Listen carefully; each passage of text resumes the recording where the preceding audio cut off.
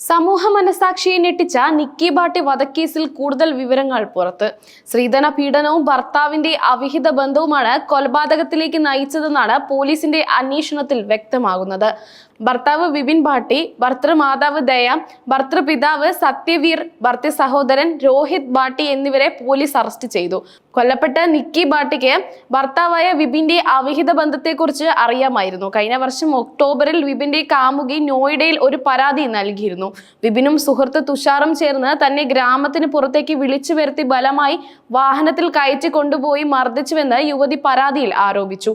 ഈ പരാതിയുടെ അടിസ്ഥാനത്തിൽ വിപിനെതിരെ മർദ്ദനത്തിനും ലൈംഗിക ചൂഷണത്തിനും കേസെടുത്തിരുന്നു.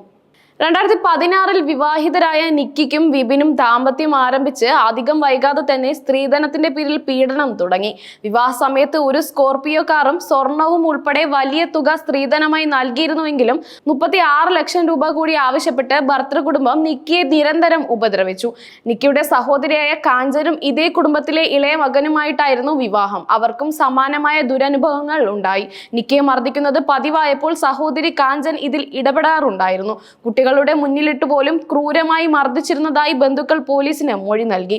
ഓഗസ്റ്റ് 21 ഗുരുതരമായി പൊള്ളലേറ്റ നിലയിൽ നിക്കിയെ ആശുപത്രിയിൽ പ്രവേശിപ്പിച്ചത്. പ്രതികൾ സിലിണ്ടർ പൊട്ടിത്തെറിച്ചാണ് പൊള്ളലേറ്റതെന്നാണ് പോലീസിനോട് ആദ്യം പറഞ്ഞത്. എന്നാൽ പോലീസ് സംഭവ സ്ഥലത്ത് നടത്തിയ പരിശോധനയിൽ സിലിണ്ടർ പൊട്ടിത്തെറിച്ചതിന്റെ യാതൊരു തെളിവുകളും കണ്ടെത്താനായില്ല.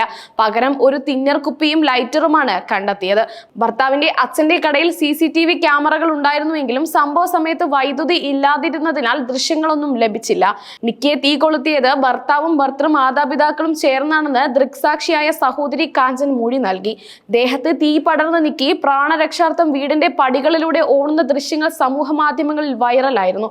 വൈറലായ മർദ്ദനത്തിന്റെ വീഡിയോ ഫെബ്രുവരി 11 പോലീസ് കണ്ടെത്തി. നിക്കി തീയിൽ കത്തുന്നതിന്റെ ദൃശ്യം വൈകുന്നേരം 5:45 ചിത്രീകരിച്ചതാണെന്ന് പോലീസ് കണ്ടെത്തിയിട്ടുണ്ട്.